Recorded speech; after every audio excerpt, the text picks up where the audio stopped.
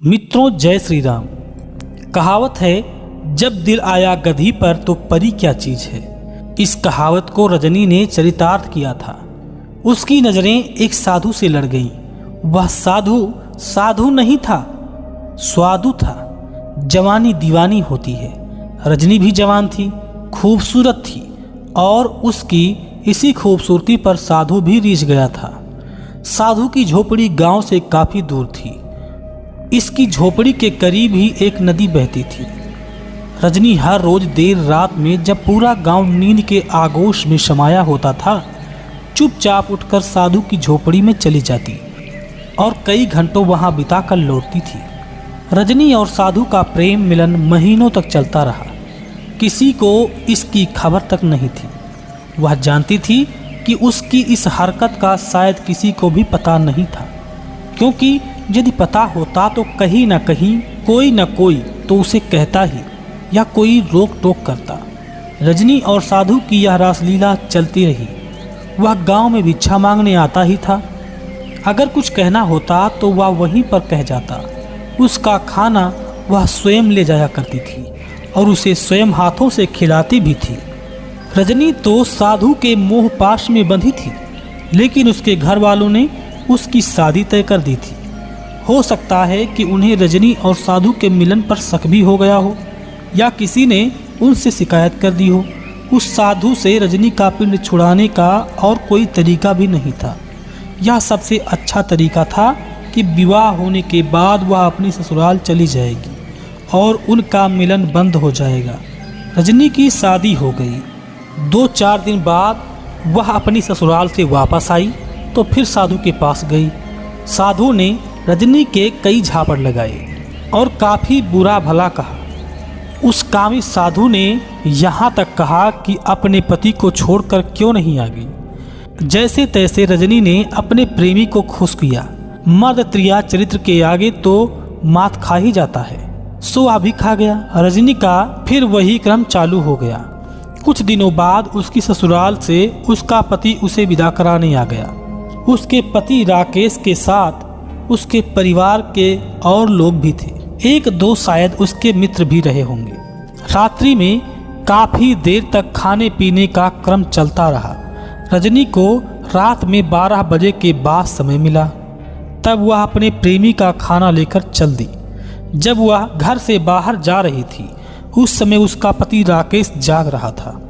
उसने जब किसी को अर्धरात्रि के समय में जाते देखा तो उसे आश्चर्य हुआ और वह भी उठकर उसके पीछे चल दिया।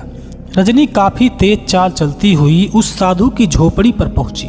रजनी ने खाना रख दिया। तू अब तक कहाँ थी? मैं भूखा मर रहा था।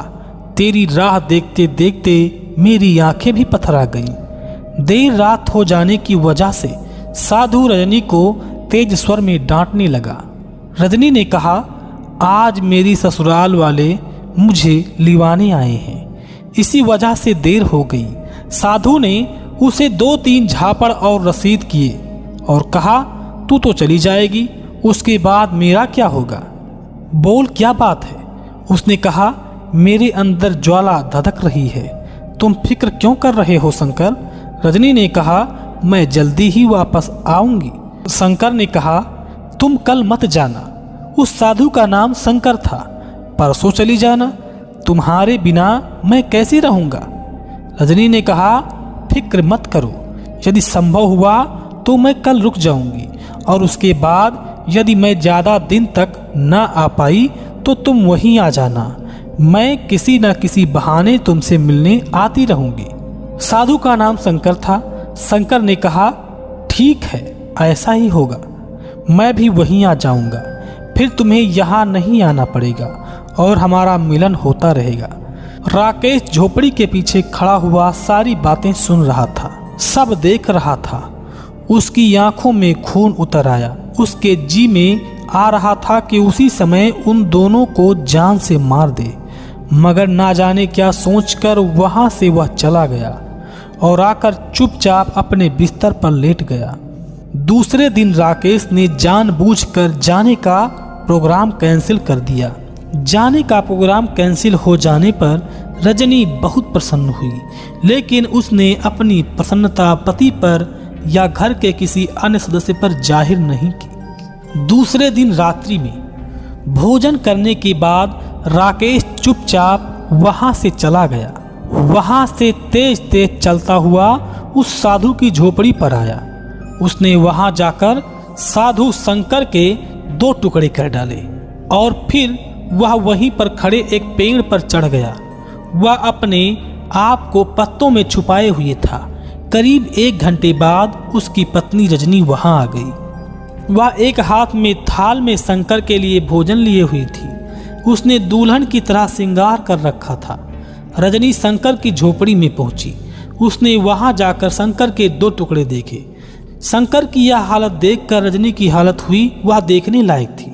उसने वहीं पास में पड़ा हुआ गणासा उठा लिया था और नदी किनारे पर इधर से उधर दौड़ती फिर रही थी। निश्चित था कि यदि शंकर को कत्ल करने वाला उसे मिल जाता तो वह उसके टुकड़े टुकड़े कर डालती। प्रेम और विरह की अग्नि ने उसके तन बदन में आग लगा रखी थी।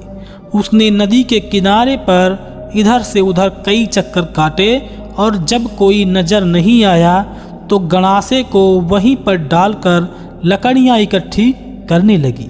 कुछ लकड़ियां तो उसकी झोपड़ी में थीं, कुछ और इकट्ठी की और फिर उसके सिर को धड़ से जोड़कर उसने झोपड़ी का फूस नीचे गिराया और धुएं की आग से उसमें आग लगा दी। शंकर की चिता जलने लगी। जब चिता खूब धूं धूं कर कर जलने लगी तो वह थके से कदमों से अपने घर की ओर चल दी। उसके जाने के बाद राकेश पेड़ से नीचे उतरा और वापस चल दिया।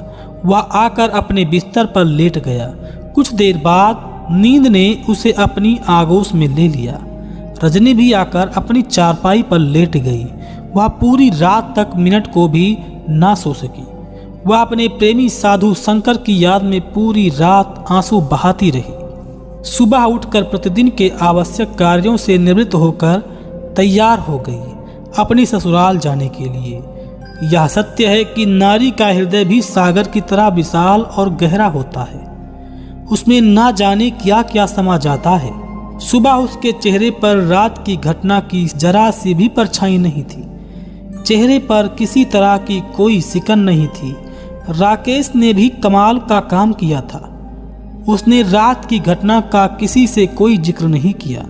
वह अपनी पत्नी को विदा कराकर ले आया था।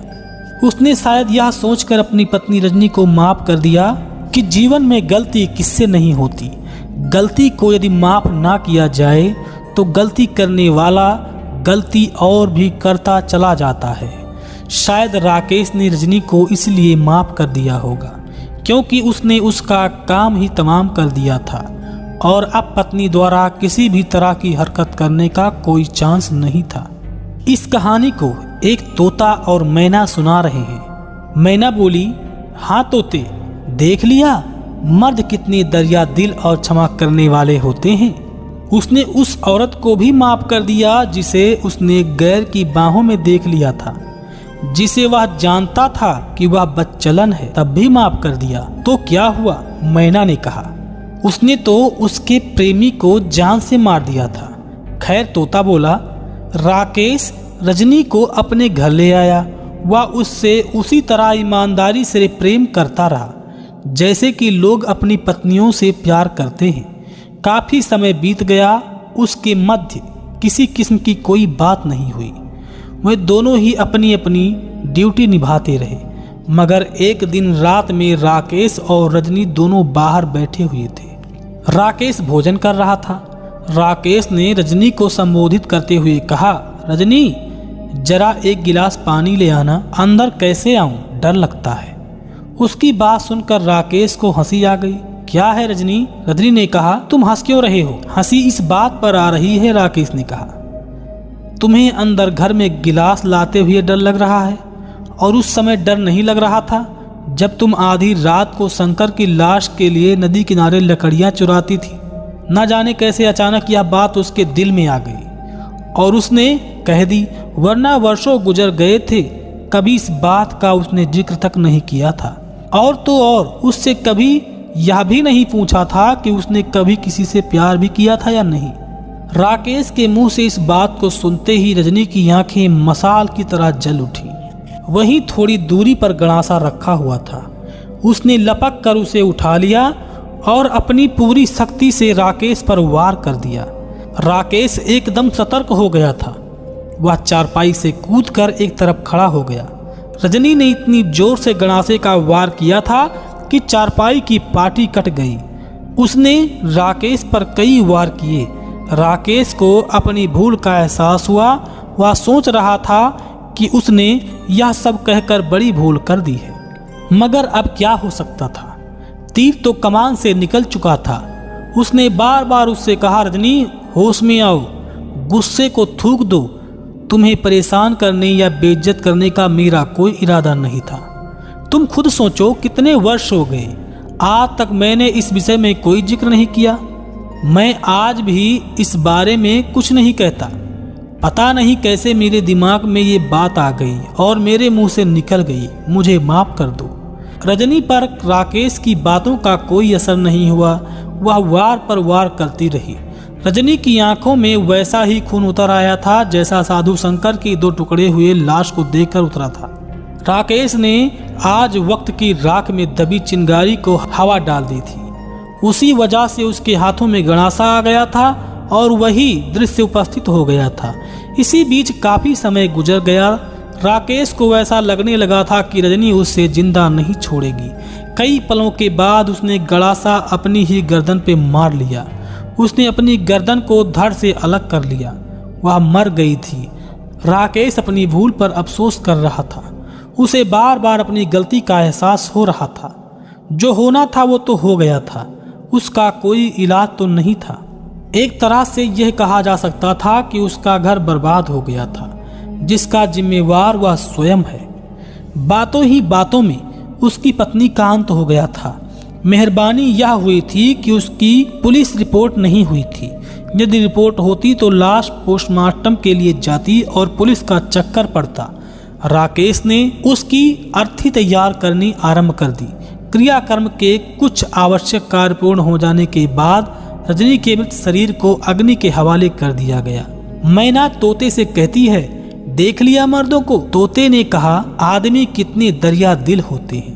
राकेश ने रजनी की भूल को उस समय माफ कर दिया था जब उसने उसे उस दशा में देखा था, जिस दशा में देखने के बाद कोई भी मर्द किसी भी हालत में उसे जिंदा नहीं छोड़ता। लेकिन उसने आज भी उसे माफ कर दिया, लेकिन वह नहीं मानी और उसने अपनी जीवन लीला समाप्त कर ली। देख लिया मर्दों की दरिया दिली और औरतों की बेवफाई।